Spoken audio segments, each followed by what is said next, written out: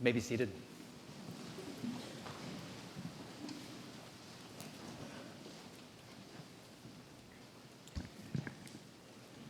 Elizabeth Bishop has a poem about an artifact from an ancient, long-lost civilization. It's titled Filling Station. For all of you people younger than I am, a filling station is what they used to call gas stations back when someone in a uniform would scurry out to fill up your tank and check the engine oil while you waited in the comfort of your probably unair-conditioned vehicle. A lost civilization indeed, right? Well, the filling station in the poem is a very dirty one. There's the father in an oil-soaked monkey suit that cuts him under the arms and several quick and saucy and greasy sons. The poet wonders whether the family actually lives at the filling station, seeing a grimy dog on a grease-impregnated wicker sofa and some comic books lying upon a big, dim doily draping a taboret beside a big hirsute begonia. Here's how the poem ends. Why the extraneous plant? Why the taboret? Why, oh why, the doily? Embroidered in daisy stitch with marguerites, I think, and heavy with gray crochet. Somebody embroidered the doily. Somebody waters the plant or oils it maybe. Somebody arranges the rows of cans so that they softly say, "Eso, so, so, so," to high-strung automobiles. Somebody loves us all. Somebody loves us all. That's what the embroidered doily, the watered plant, the quarts of oil arranged just so seem to say. Evidence that we're loved, it can show up in the simplest attention paid to the most ordinary kinds of things, can't it? Well, that might sound like a strange insight to begin with as we spend a few minutes with a passage from the Gospel of John. Of the four Gospels, John seems the least interested in the ordinary, wouldn't you agree? John doesn't begin his Gospel with a baptism in the wilderness or an announcement to an old couple about a birth. John has our heads swirling back at the beginning of time. In the beginning was the Word, he tells us, and the Word was with God, and the Word was God. John isn't the gospel of the Sermon on the Mount. It's the one in which Jesus says things like, "Those who eat my flesh and drink my blood abide in me, and I in them." It's not the gospel where Jesus sweats and frets in the garden before his death and asks that this cup pass from him. In John, when the soldiers come to that garden with torches and weapons and say they're looking for Jesus of Nazareth, he says, "I am he," and they collapse into a heap at the sound of his great "I am." This wild, fabulous nature of John can make it less immediately appealing to a lot of modern folk. It is fabulous and it is strange. But the strangest thing about John may be that after the resurrection is when things seem to get weirdly ordinary. Mary Magdalene, she was the first to see the risen Christ on Sunday morning, but she mistakes him. Do you remember this?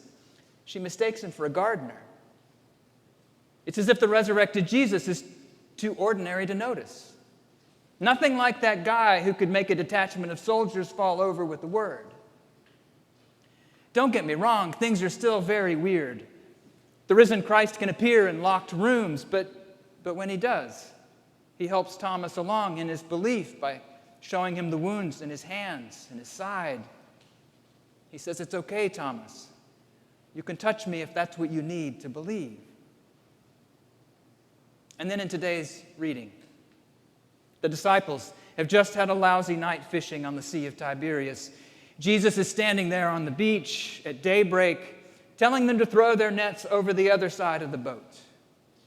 And when they do, they can barely contain the fish. Oh, and it's not just a whole lot of fish, is it? It's 153 fish. Did you catch that detail? For some reason, there's this curiously specific number it's not a factor of 7 or 12 or 40 or any of the Bible's favorite numbers. Nothing obviously symbolic, just a detail in a world of countable things. that makes the image of all those silvery bellies flopping and flashing in the sun all the more vivid to us, doesn't it? This is a world we recognize, even 2,000 years later. A world we can actually conjure up in a moment. And next thing we know, there's a charcoal fire on the shore with fish on it and bread.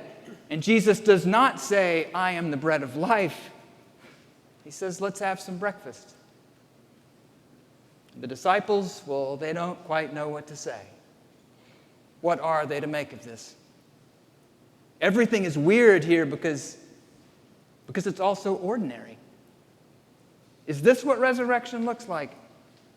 Is this how divine love shows up in our lives? Fish cooked on a charcoal fire for breakfast. It's almost as if John was setting us up with that grand prologue about the Word being with God in the beginning. Luke is the gospel who ends with the story of Jesus ascending up into the clouds. That's how John should have ended, right? Jesus returning to the place where the Word was from all eternity, but no, he doesn't. John ends down here. On a beach we can see. Beside fish we can smell, a fire we can smell, and a pile of fish somebody has somehow counted. He ends with Jesus turning to Simon Peter, the friend who denied him 3 times. And he asks him 3 times, "Do you love me? Do you love me? Simon, do you love me? Feed my sheep."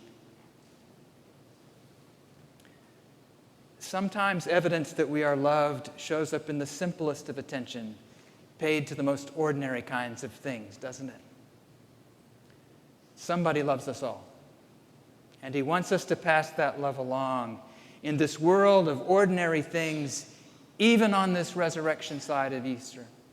Maybe especially on this resurrection side of Easter. Any love that the Bible might contain, of course, doesn't matter much to the world until it comes into contact with the ordinary particulars of lives like ours. It won't surprise many of you that I've had the report from a feasibility study of all things on my mind all week. Mika Vandersal and Aaron Weber Johnson presented their findings at our 9:15 forum. What I've loved about this process is the way it involves some aspects of our common life that are objective and countable, like survey response rates, project priorities, and yes, dollars.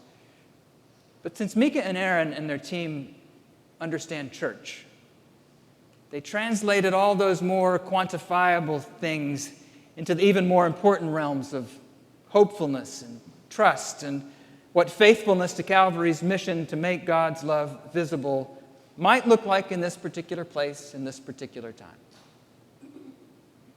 And what I've loved about this process of imagining how our buildings and block might evolve to better serve our mission is that process includes the higher level values that you've articulated, such as, and these are the words you used most to describe Calvary: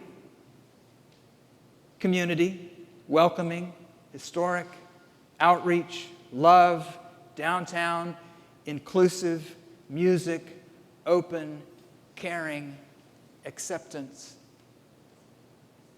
But all those lovely values, they have to end up down here on the ordinary end of life to matter.